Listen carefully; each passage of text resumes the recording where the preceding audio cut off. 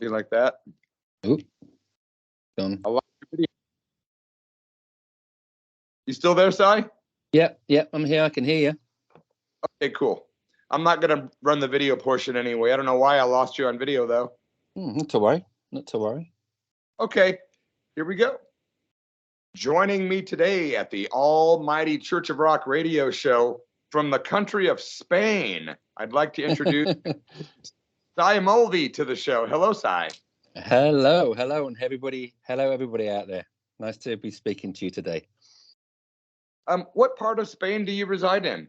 So we're just on the Costa Blanca, which, if you imagine Spain as like a clock face, it's kind of about 4 o'clock, and we're about 20 kilometers, I guess, about 16 miles from the Mediterranean coast, and it's very beautiful.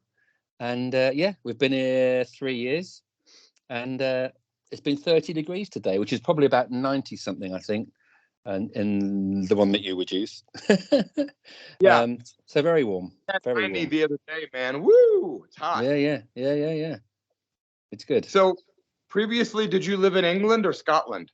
Oh no, I was in England for the most part. I have kind of moved around quite a lot. I was in Los Angeles for a while toward the end of the 80s for a couple of years, but other than that, in the UK. At what age did you become a musician, Si? Well, I mean, I learned things at school. In the UK, you learn guitar, you learn a few things at school, and then most people give up and go and get regular jobs. My older brother was a bass player. And when punk was hitting the UK in about 1977-ish, 76, 77, he was involved in that scene in a big way.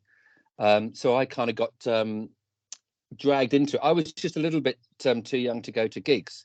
But there was always music around the house as a result of that. So really, that's kind of how it all started, you know? Well, I have to ask real quick, who are some of your favorite punk rock bands? Well, to me, because I'm an oldster, the proper punk bands are like the Sex Pistols, the Buzzcocks, the Undertones, the Clash. Yeah. You know? Yeah. Good stuff. Now, weren't you in a version of the Bay City Rollers that featured Terry Chimes from the Clash on drums? No, Terry was in the band prior to me. I think I came in a short time after he left, as I understand. Yeah. So you were in bands before you met Les McKeown, correct? Yeah. When I was in Los Angeles and I came back in 1990, and my first sort of proper gig was with a band called Doctor and the Medics. Now they'd had a big hit with a song called Spirit in the Sky, which I think did okay in the US. Wow. I remember Doctor and the Medics. Fantastic. Well, they're still going without me, but they're still going. And then I started playing with a German singer called Nina Hagen, who is very big in... Do you know Nina Hagen? Do you know Paul Roessler? Oh, she had many people come through the band. That name sort of rings a distant bell. Well, Paul Roessler was the keyboard player and writer for a lot of the Nina Hagen stuff. That's really interesting. And Sorry. Fantastic. With Paul. Was that with Billy Lisa Gang? Have been playing guitar at that point? He was playing keyboards. Oh, okay. The keyboard player. Sorry, go on. You played with Nina Hagen? Yeah, for about 10 years on and off. Well, probably more than that. We came to the US a couple of times. I'm a huge fan of Nina Hagen. There you go. I mean, she's lovely. She's very crazy in her own way. But I mean, a fantastic sort of opera-trained singer who sings in a punky style. Just kind of amazing, really. Say again? And she seems to be Hindu. Yeah. I mean, she, as far as I'm aware, and she's, she was always very, very wonderful person, very much wonderful person, So it's a lot of fun. Crazy times.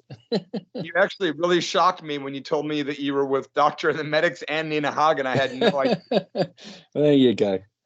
When I was little. Wow. I wish I would have known that. I did not do my homework properly, it seems. Don't worry. It's all good. Okay, so you were with Doctor and the Medics and Nina Hagen. What other bands have you been up until you met Les? Well, really, it was they kind of, I think, coming out of the Nina Hagen thing kind of dovetailed into working with Les.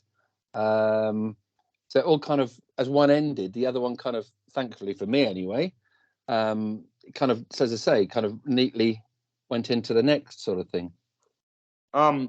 Were you a Bay City Rollers fan when those guys first hit? I liked their more rockier stuff, but then again, I liked of that era. I like bands like Slade and Sweet. I think I've always kind of been a bit of a rocker at heart. So certainly the more rockier tunes, yeah. But I would.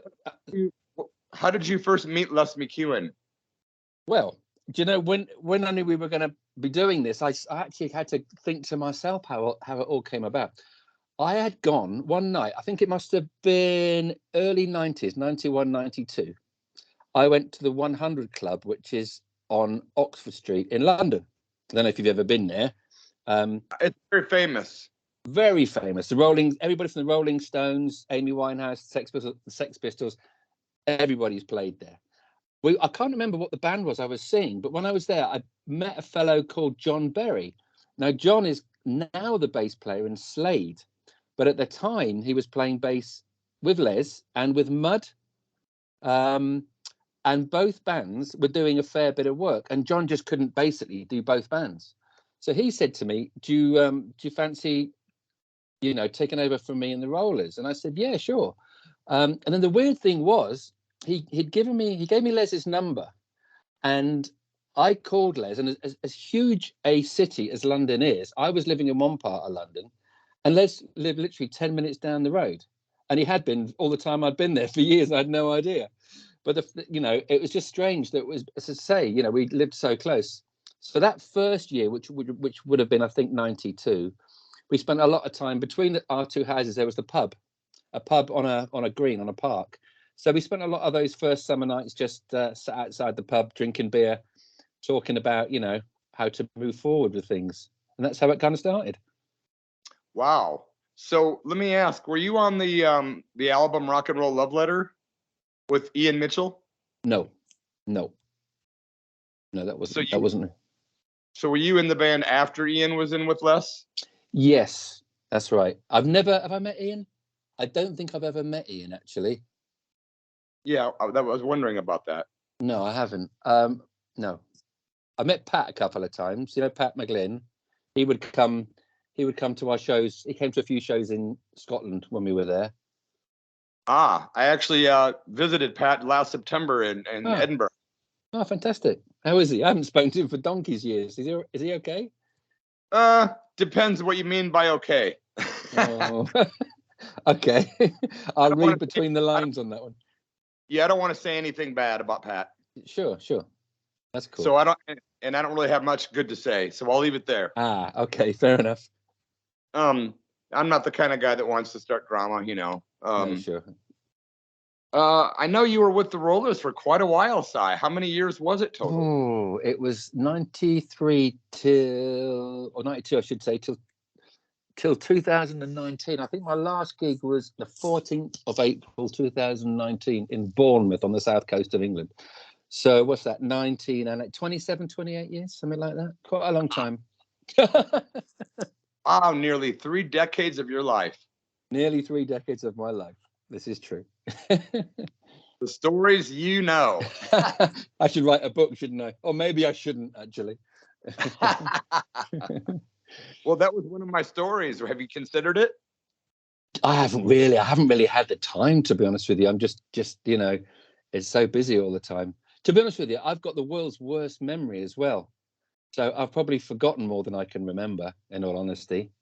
I thought I had the world's worst memory.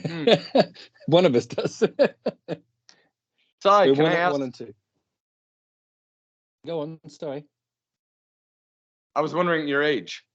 Oh, I'm 50. What am I? 58. 58 Oh now. my God, you're 1 year older than me. There you go. Have you had your birthday this year yet? In March, yeah. I turned 57 in March. Oh, okay. Happy birthday for March. Cool. Thanks. By the way, when is your birthday?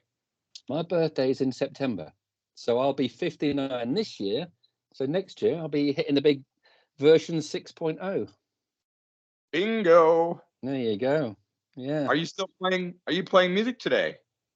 Yeah. I've built a studio here, which I know because we're talking to each other on the camera. You can probably see where our house is in Spain. It's actually an old cow.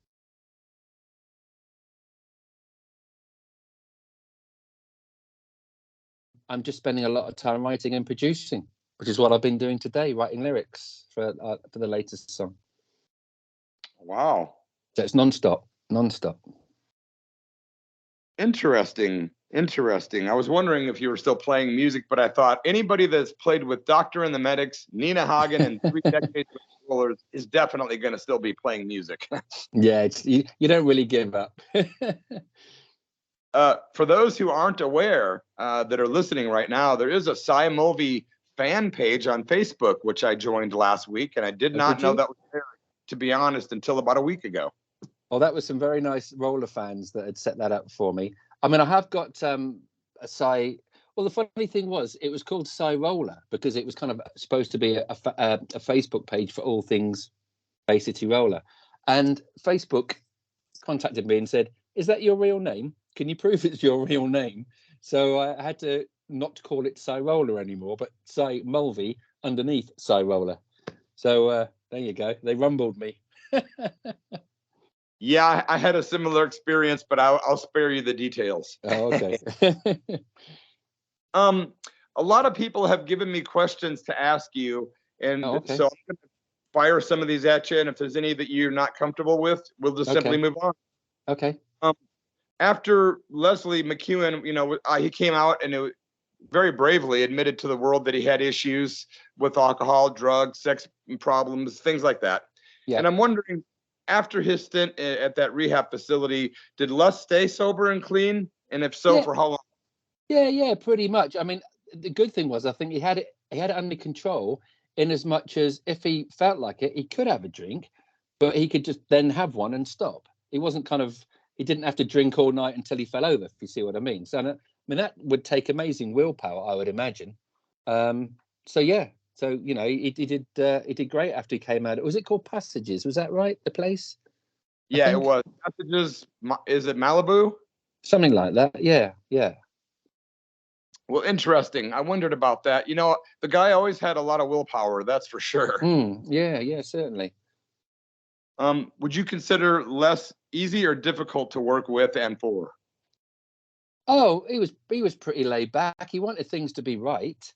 I mean, as I started working with him after the first few years, I sort of took up the role of musical director, which is a very sort of posh sounding title, but all it means is kind of organizing things, organizing set lists, organizing rehearsals and all that. So I'd have to have a lot of time speaking to Les and then passing that information down to the band and just make sure that everybody knew what we were doing and when we were doing it. So as long as we had that kind of flow of communication working, everything was hunky dory, really. Awesome. Did you indulge in much partying back in the day yourself? Yeah, I think so. Yeah, I mean, it was to be honest with you, with me, it was mostly alcohol. I was a bit of a vodka and orange fiend, but I've actually stopped drinking now, which is quite nice. Which is ironic because wine in Spain is incredibly cheap. But no, I just So yes, but came out of it unscathed, thankfully. I know you were a part of the roller reunion shows, correct? With Les. Yeah. What happened, man? Why did that all fall apart? Well, I don't know that it did fall apart in that sense. I think it was just planned to be as long as it was. They made the record, did the tour, and I think initially it was just let's just do that, see how it goes. So it wasn't like there was anything planned, as far as I'm aware, anyway, that didn't happen. It kind of it lasted as long as it was supposed to, and that was lovely. It's lovely to have Alan on board because he'd been to a few shows. He'd come on board with us. We used to do a lot of theatres around the UK, so he would come along and he'd sing Rock and Roll Honeymoon, and a few other pieces, and that was great. He is such a lovely bloke, Alan. That was always fun. But it was a good tour. We enjoyed it, and the fans, from what the fans were, it must have been lovely for them to see you know, the three guys back together again. Oh, for sure. I bet the audiences were just completely insane with joy, you know, Yeah, absolutely. And why not, you know? for sure. I heard that there was some infighting, and that's all. I think maybe between Woody and Les or something. I think, do you know what? I don't really know what's gone on. I mean, the guys have obviously known each other, or had known each other a long time by that point. So if there was any issues, it was always sort of behind closed doors. It was kept away from, you know, anybody else who wasn't directly involved, to be honest with you. So I can't really say more than that. Right. Did you know that Alan Longmuir's son Jordan is getting ready to hit Los Angeles to record a version of Baby Please Don't Go? Baby, please don't go. That one. Down to New Yeah. Orleans. You know, I love you so. No, I did not know that. And we're putting a song together in Los Angeles in September. Fantastic. Well, if you need a bass player, you know where to find me. Gosh, don't tempt me. Let's see. I probably couldn't afford Josiah. Let's see. Some of the other rumors I heard, maybe you can clear this up. Maybe you can say you've never even heard of the rumor, but okay. Was there ever any Bay City Roller recordings of the Rollers with Clem Burke of Blondie on drums that you know of? No, I'm not that I'm aware of. I've never heard that there might have been. There was something about Clem now. Did he come to a gig or something? I don't know. I heard there was talk of a possible super group with like somebody from Blondie. I tell you what I think. I've told you I've got the world's worst memory, so I could be completely wrong with this, but I've got a feeling when that reunion tour was first being discussed, there was talk of Clem drumming, and also when Les did, you know, Les had this the Lost Songs album where there were tracks that he'd written some while ago. There was some talk, I believe, of Clem being involved in doing some recording, but as far as I'm aware, it never actually happened. So I'm not aware that it ever happened and anything ever got recorded. What albums were you involved with recording with Les? Well, we did one in Japan called Ultimate Live. Mm-hmm. I've got that. Cool. We used to do these big 70s stadium arena tours, I should say, with people like the Osmonds and David Essex, David Cassidy, and what there was one of those was released as a live album. The other thing that I've interestingly discovered on my computer, in my new studio, I bought a new computer. So I've been getting the information off the old computer, and I've rediscovered probably about 6 or 7 songs that Les and I wrote, and the files are dated as early as 2008 up to about 2012, and that was an album that we'd talked about doing, but because we were so busy gigging and touring, we never got to complete it. The songs are in various. There's 2 or 3 that have finished, and there's a few that are almost just kind of demo level. But I keep finding these songs, and I'm thinking, should maybe try and release these, because as far as I'm aware, that would be the last stuff that Les actually wrote. Because, as I say, the Lost Songs album, of course, was stuff from the 70s. So I'm not aware that he wrote anything after that. So maybe, you know. I think the fans would really love you if you released that stuff. Well, we all want to be loved, so I'll try and put my thinking head on and see if that's possible, you know. Yeah. Are you in touch with Peiko or Juby today? Yeah, definitely, both of them. Yeah. Nice. I'm sure they must be like family after all those years. Yeah, I mean, when I first started the band, I mean, I could be well off the mark, but Juby, I mean, he can't have been much more than sort of 7 or 8 years old. I mean, he's a young man now. And Peiko was always so lovely. Whenever I'd go around to their house, she'd always fix us up some Japanese food. And I remember the first time we flew to Germany, we got out of the cars at Heathrow. She wasn't coming with us, but she gave us all a little package, a little box, and it was sandwiches and a bit of fruit that she'd made for us all to have on the plane. You know, just a very thoughtful, lovely woman. You know. Yeah, I've only had a couple of interactions with her that were brief, but she was very, very kind and respectful to me. Yeah. I mean, a lot of that, of course, is the Japanese culture. per se, but no, she is those things, definitely. Yeah. Awesome, man. Well, it's been great talking to you. I'm Yeah, you too. a variety show, so my time has kind of run out. Okay. But man, I find this to be a highly interesting conversation, and I wish we could go for another hour. we can do a part 2 another time. Well, I'd like to ask you more stories about some of the gigs, about sure. Nina Hagen, Doctor and the Medic. So maybe part 2 would be actually kind of fun, really. Yeah, we can do that. Absolutely. I mean, we can talk about all those things. I did do a 15-year stint with the Osmonds as well, so we can talk about that. I say 15 years; it might not have been quite that much. Oh my God! What else have you done? This and that, I was cleaning the swimming pool today, so it's not all rock and roll.